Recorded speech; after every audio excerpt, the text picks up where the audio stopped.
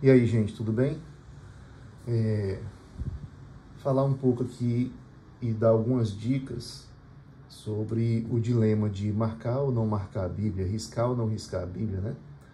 Então vamos falar rapidinho sobre esse dilema, os prós e os contras, e depois eu vou fazer uma indicação de material para marcar, né? Porque a gente sabe que tem muito material que não vale a pena porque eles passam para o outro lado, né?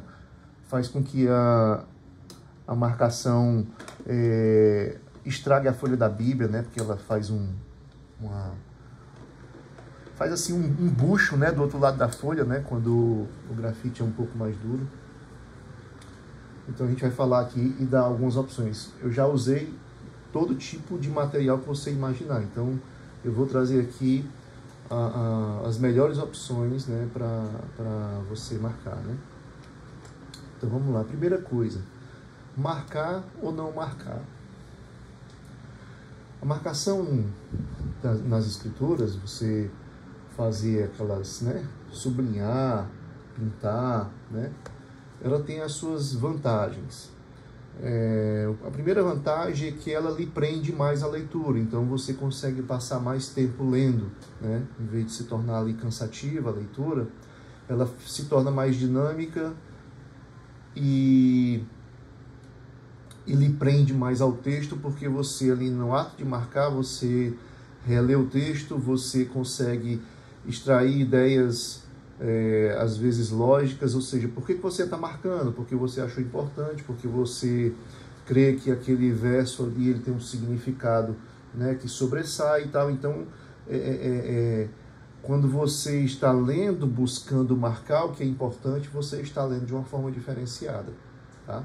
Você está lendo em busca de algo, tá? Ou mesmo que você não esteja em busca de algo, mas você está dando um tratamento diferenciado no texto. Diferentemente de quando você lê sem marcar. Quando você lê sem marcar, você pode, não necessariamente, mas você pode estar lendo de uma forma desleixada para cumprir apenas um cronograma, tá certo? Porém, quando você se acostuma a marcar, quando você se acostuma a ler, marcando, pintando e tal, pode surgir, né, um problema que seria o quê? Você não consegue ler se você não tiver com o que marcar. Isso já aconteceu comigo há muito tempo atrás. Eu me acostumei tanto a ler marcando a Bíblia que quando eu não tinha os recursos de marcação, eu não conseguia ler. Eu deixava, não, vou deixar para depois, quando eu tiver com os recursos, para eu não perder de marcar o que é importante. Então eu ficava condicionado a ter os recursos em mãos para poder fazer a leitura, né? Então muitas vezes eu não lia em determinado momento porque não estava com os recursos, deixava para ler depois, quando eu estivesse com os recursos, para não perder a oportunidade de marcar. Então isso é ruim, porque você fica dependente de estar sempre com os recursos, né, para poder fazer a sua leitura bíblica. E quando você não está com os recursos, é meio que você acha que está lendo, perdendo aquela leitura, perdendo tempo ali naquela leitura, porque você não tem os recursos de marcação, né? Isso acontece. Se já aconteceu com você, comenta aqui embaixo, tá? Então, essa é a vantagem da leitura, ela te prende mais, vamos dizer assim, ela te dá uma leitura de maior qualidade, porque você está só pelo fato de você estar buscando o que marcar, então é uma leitura diferenciada, você está fazendo uma leitura mais mais focada. E o contra seria essa questão de você não conseguir ler se não tiver com os recursos. E a leitura sem marcar? A leitura sem marcar tem as suas vantagens da mesma forma e desvantagens. Outra vantagem de você ler marcando é que depois você acha os textos mais rápido, né? Você identifica os textos ali de forma mais ágil. Porém, existe um contraponto aí que é ruim, né, em relação a isso, é que sua mente, de repente, pode entender, e isso é comum, tá? Que o texto que é importante é o texto que está marcado, e aí você não dá importância ao texto que não está marcado, né? esse foi um dos motivos pelos quais eu parei de ler a Bíblia marcando, porque eu me vi achando que apenas o que está marcado é o que era importante. Depois, quando eu vi a importância do que não estava marcado, aí eu disse, eu vou acabar pintando a Bíblia inteira. Então, pintar a Bíblia inteira é melhor deixar ela sem pintar, né? Mas é uma, digamos assim, é uma fase, não é nada definitivo, né? Eu estou na fase de não marcar as Escrituras, tá? É isso. Então, assim, a vantagem de você agora não marcar, a vantagem de você não marcar é que você tem um texto completamente independente, você não depende dos recursos de marcar para estar lendo as Escrituras, para poder, vamos dizer assim, as Escrituras sempre estão prontas para ser lidas porque você não precisa de nenhum recurso a mais, tá, para poder fazer a sua leitura, né?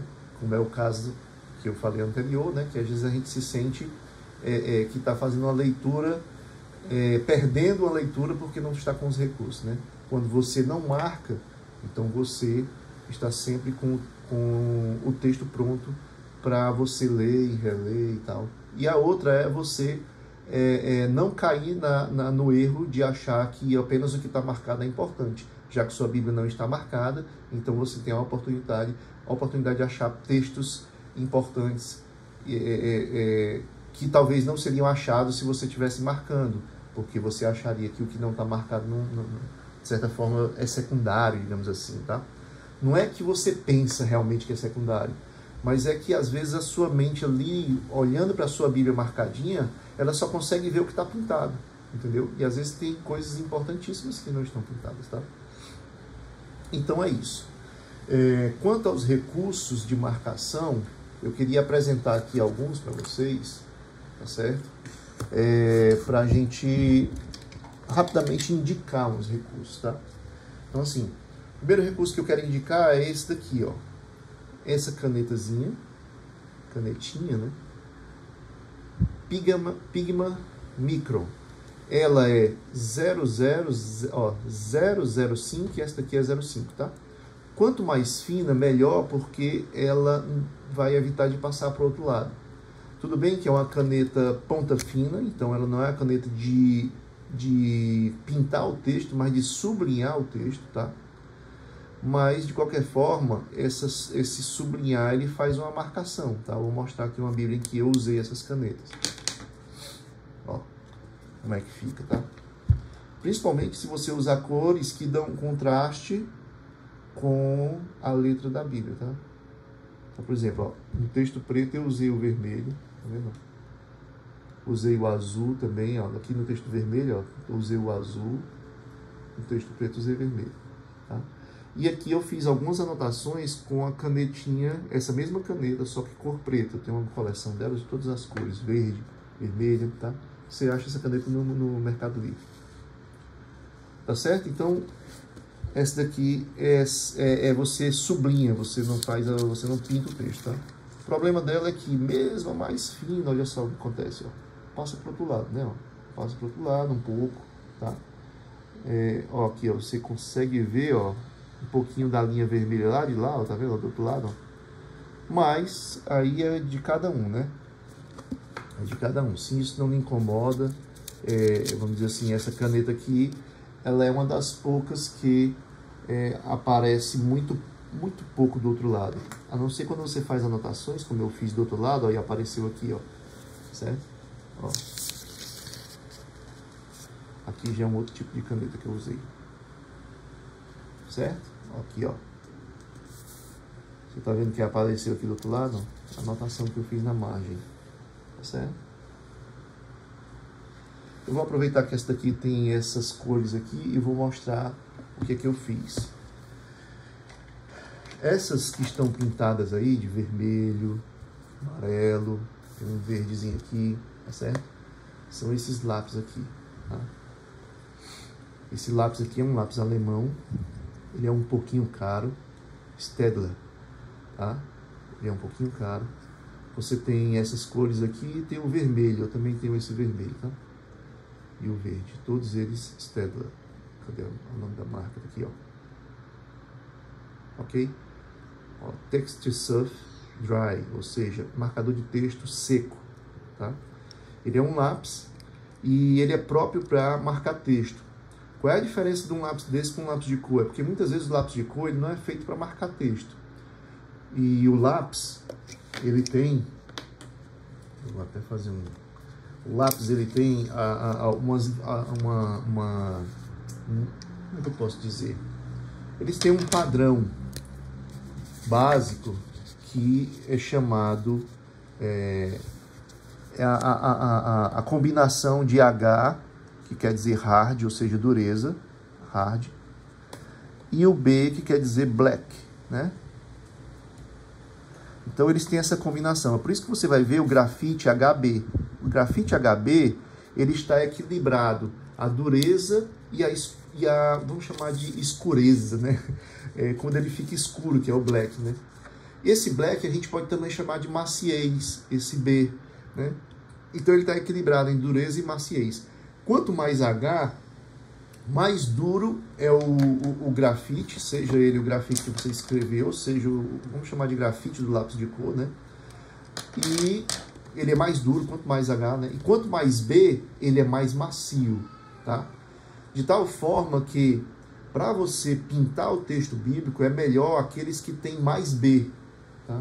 Então, numa caixa de lápis de cor, talvez, se você não encontrar, por exemplo, esses lápis, ou achar muito caro, é você perguntar lá à vendedora qual é o lápis de cor com maior maciez que ele tem. Maior maciez vai ser melhor para pintar. E esse maior maciez, geralmente, ele pode ser indicado por esse B. Então, ele tem assim, 2B, 3B, tá bom? Que seria essa maciez, tá certo? Eu vou dar um exemplo aqui, ó, em grafite de lapiseira.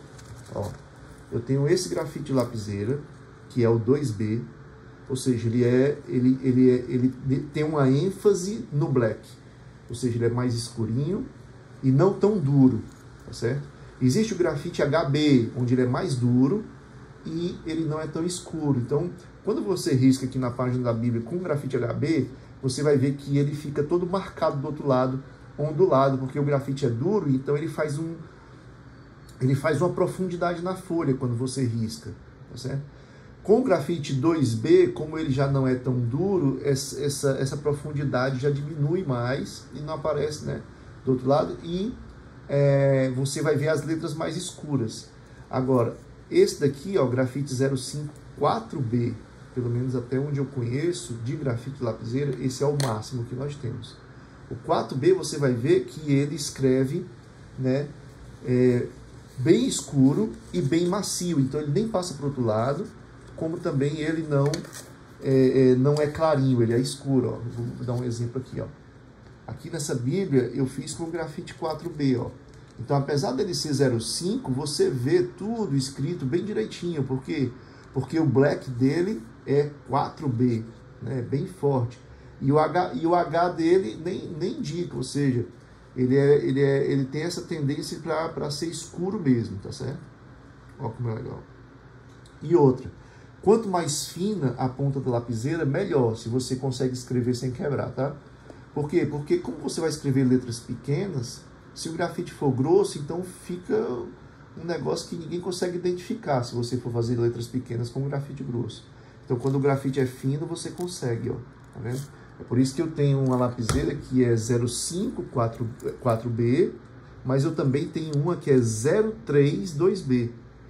E esse daqui foi o máximo que eu encontrei para 0,3, é o 2B. Se eu tivesse encontrado 4B para 0,3, melhor ainda.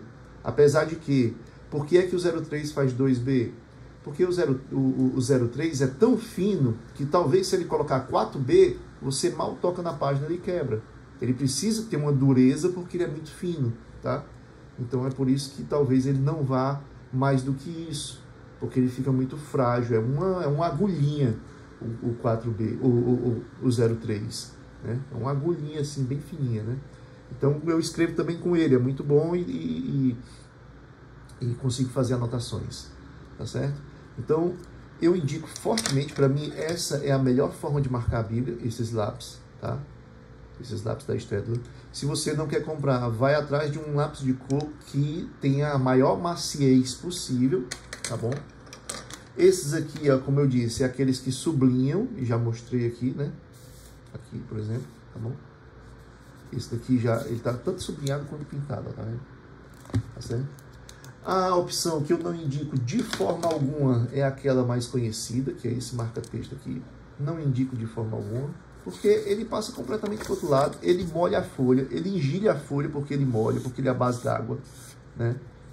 Então, assim, ele é um marca-texto molhado, por isso que esse daqui diz que ele é marca-texto seco, ó. Cadê? Ó. Text surf dry, né? Esse não, ele já é molhado. Então, isso aqui só serve para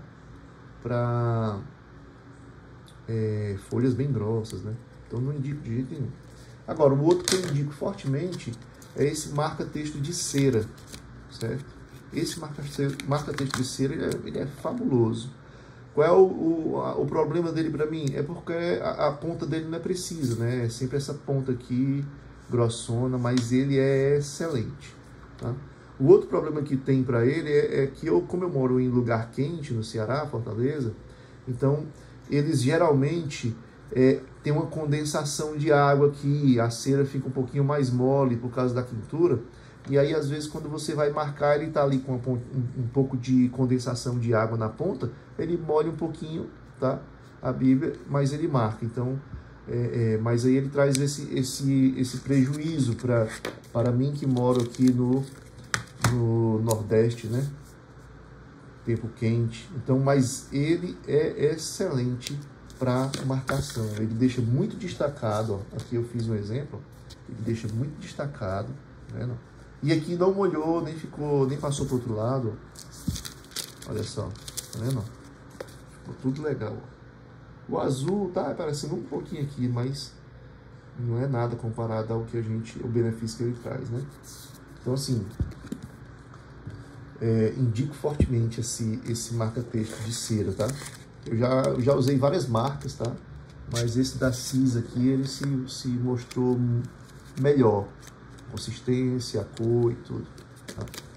A outra que a gente indica também é essas canetas comuns, né? Que tem várias cores, já que você gosta de repente, de colocar cores diferentes para ideias diferentes no texto, né?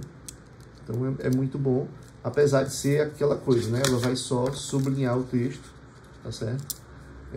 Você também procura as que tem a ponta mais fina, geralmente essas aqui são 0,7, mas também você acha 0,5, né? Então você tem várias cores. Então, é isso aí, meus irmãos. Indicando esses recursos para marcação de Bíblia, tá? Indicando os prós e os contras em relação à marcação, tá certo? E queria indicar também para vocês esse próprio... isso aqui se chama fichas, né? Você consegue comprar em qualquer papelaria muito barato. Você consegue... ele vê um bloco assim com 100, né? E essas fichas, ela é um papel grosso, certo? E elas são muito boas para você fazer anotações, se você não quer usar um caderno, se você faz muitos rascunhos, né? Então essas fichas aqui são muito boas e você consegue carregá-las aqui, ó, né? Eu sempre carrego aqui algumas fichas nessa contracapa, porque a qualquer momento, em qualquer lugar, se eu precisar desenvolver uma palavra, um estudo, falar alguma coisa, eu tomo essas fichas e faço anotação. Tem ela tamanho menor, é só destacar aqui, ó. Ela vem toda coladinha, mas é só destacar aqui, ó. Tem umas que não vêm coladas, ó, em relação a essa daqui, tá vendo? Tamanho. Então eu sempre utilizo essas fichas, tenho muitas delas, né? Comprei um pacote de mais de 100, mas para você ver, ó, quem usa Bíblia com zíper, melhor ainda, ó, carrega aqui atrás, ó, carrega várias fichas aqui, ó, tá vendo? Se você não usa Bíblia com zíper, você coloca lá na contracapa, no lugarzinho que faz vinco e consegue apertar para não cair, tá? Aqui, por exemplo, pode cair, mas quando você coloca nessa daqui, ó, ela consegue segurar aqui, certo? Aí você carrega com você para, no momento em que você tiver que fazer qualquer esboço, levar uma palavra, uma reflexão, quiser anotar alguma coisa que você viu no texto e não quer esquecer para mais tarde fazer um estudo ou mesmo ser o tema de uma palavra, essas fichas aqui são muito boas para carregar junto com a Bíblia. E aí você carrega apenas a Bíblia e dentro dela já tem as fichas, já tem tudo, não precisa carregar um caderno, não precisa carregar outra coisa mais, tá certo? Então é isso, a minha dica aí para hoje seria essa vantagem e desvantagem de você marcar a Bíblia, tá? Para quem gosta, tem as suas vantagens, para quem não gosta, tem também as suas vantagens, né? Em ambos também tem as desvantagens e cabe você pesar e saber aí o que é que você deseja fazer. E no mais, esses recursos que eu indiquei para marcação, né? Caso você deseje marcar, esse aqui é o melhor que eu já experimentei muita coisa, tá certo? Então um abraço, pessoal, até mais.